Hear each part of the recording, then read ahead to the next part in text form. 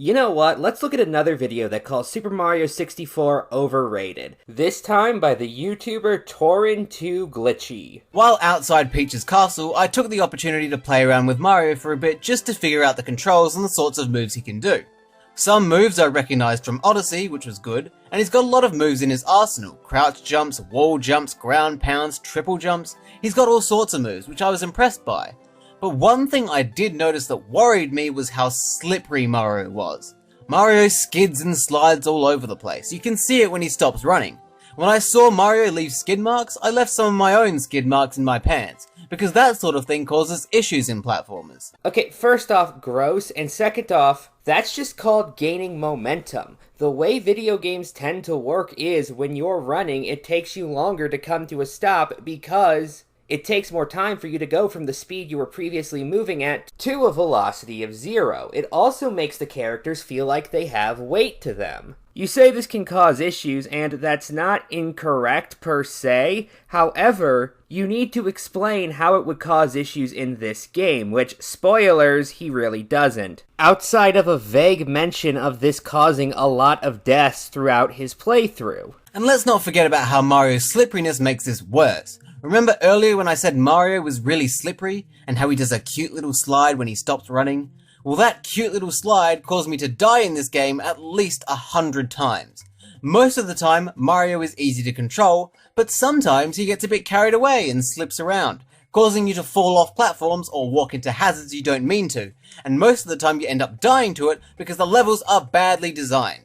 But even ignoring the redundancy of saying you don't mean to walk into the hazards, the issue in the clip you showed, that being when you're playing the small version of Tiny Huge Island, you know, that level you say sucks without any actual explanation. Tiny Huge Island is a level where, depending on which painting you enter through, you can play the level as Big Mario or Small Mario, and that changes the areas you can access. Which is cool. It's just too bad the level itself is dog shit.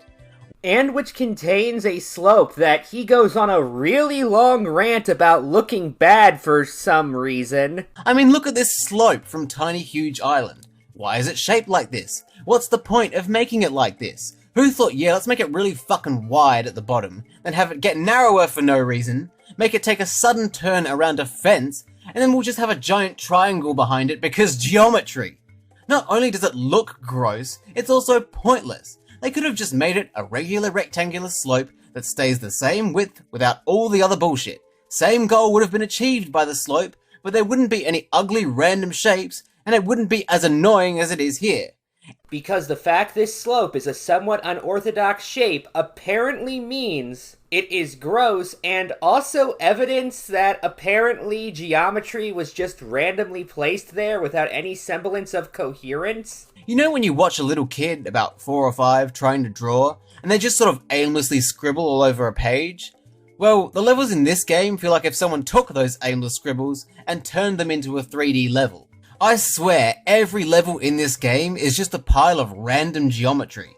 You just have bits and pieces of shapes sticking out all over the place, and most of it serves no purpose. There's no logic to it, it's not configured in a way that makes sense. They just slapped a bunch of shapes together for the hell of it, and it's just fucking bad.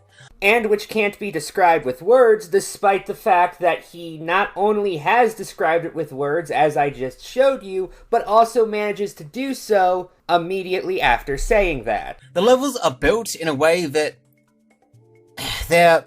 it's sort of like, I can't even fucking describe it. It's a mess. It's just a mess. Appears to be more that the level is just incredibly crammed together, because that's the gimmick of Tiny Huge Island. You can either play a version of the level where everything is incredibly small, or one where everything is incredibly large. And yeah, the small one is going to be boxed in and narrow. That's just how the game works. That's not the control's fault. And I should also note, this is just after he says that the game constantly gets you to walk into instant kill hazards like lava. And for some reason, most of the levels hover over the void, or they have some kind of quicksand or lava that kills you instantly. Even though lava isn't an insta-kill in Super Mario 64. And side note, regarding your complaint about Mario not immediately stopping, I can think of games where the lack of such a feature caused issues. Milon's Secret Castle, for example.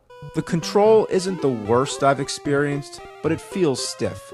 As soon as you release the D-pad, Milon stops dead in his tracks. He doesn't gain momentum the way Mario does, for example.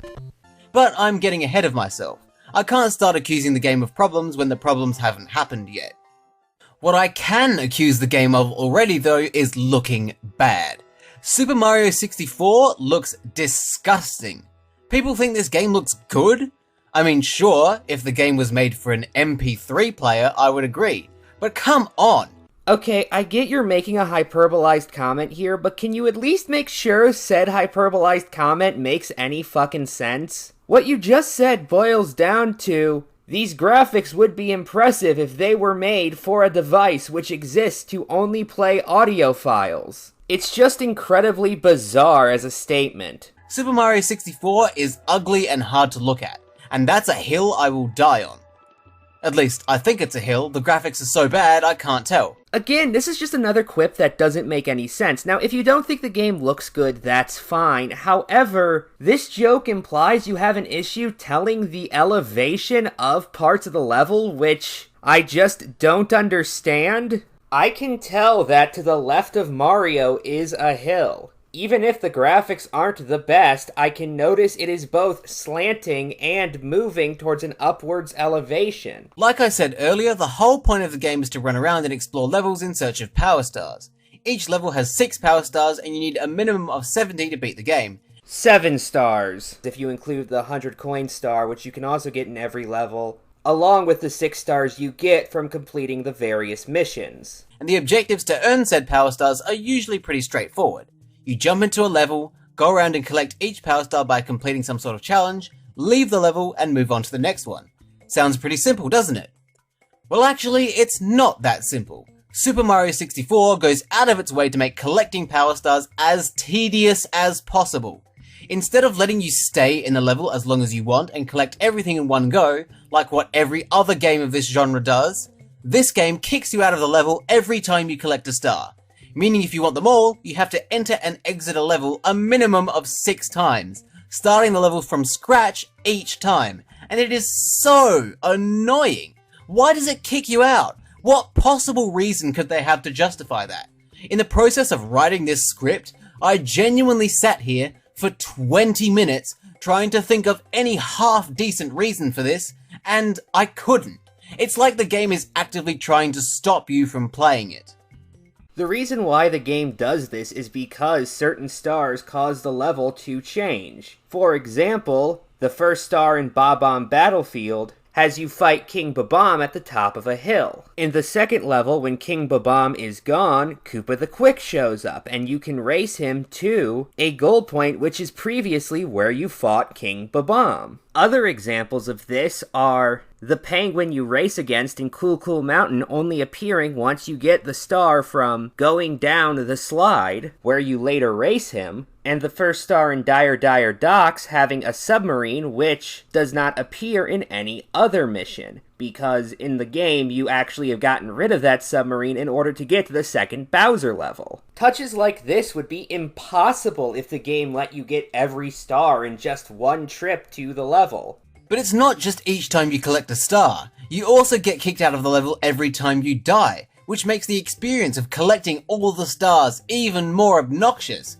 It's bad enough that you have to keep re-entering the same level over and over just to get more stars, so why do they also make you re-enter levels if you die? More than likely because they made you do the same in Mario 3, Mario World, and Mario World 2 Yoshi's Island, put together with the fact that this game being focused more on percent of content completed as opposed to linear level completion, like those games were, might give a player an incentive to go to a different level if they're having trouble with the one they're currently playing. A way of telling if they're having trouble with said level, by the way, is if they're dying in it.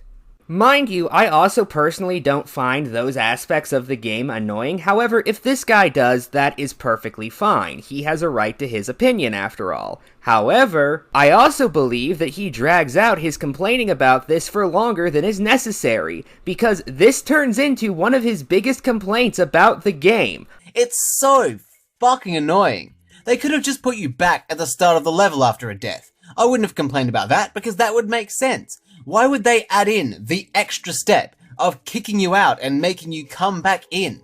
What is the point? It makes playing through levels so much more of a chore than it needs to be. Every time you want to get a star, you have to enter a level, and every time you collect one, you're kicked out of it. You want the next star, you have to go back in. You die to bullshit, you're kicked out, and you have to go back in and try again. Die to bullshit again, out you go. Over and over and over again until you lose your mind. It's so goddamn annoying. I cannot stress that enough. Have I made it clear? Have I successfully conveyed to you the tediousness of the fuckness this game throws at you? This is where games like Spyro get it right. He goes on to list a bunch of things he thinks Spyro did better than Mario, ending with... On top of that, it doesn't kick you out when you get a collectible, and it doesn't kick you out if you die. You aren't punished in the most brutally irritating of ways if you make a mistake, or if Spyro slips off an edge, which rarely happens because Spyro isn't some kind of Olympic figure skater in disguise like Mario is. The number of deaths and game overs I had to stupid shit in this game is outrageous, and having to exit and re-enter a level every time made me genuinely furious. There were many times where I seriously wanted to stop playing and never play it again. That almost never happens for me. It's extremely rare for me to become so frustrated with a game to the point where I nearly rage quit because of how bullshit it is. But Super Mario 64 pushed me right to the edge. Now mind you, in that last clip he does try to tie in his complaint about having to re-enter levels with his complaint about the controls and bad level design, kind of. Although he still says that having to re-enter the levels is what made him furious, as opposed to the bullshit deaths he already mentioned. However, in that case you have to explain exactly what is so troublesome about it. You call it an extra step, and from the looks of it, it is literally one extra step. You call it unnecessary, and I'm not even saying I disagree with that criticism, but why does that inherently make it so infuriating? Now, I'm not going to sit here and say for sure that you're making a mountain out of a molehill. Maybe there is a reason this is so rage-inducing, I'm just not considering. However, you also don't explain that reason. And the most you give us is a rationale for it being mildly irritating at worst. I've already talked about how this game is ugly and visually appalling, so I don't need to go into too much more detail about that.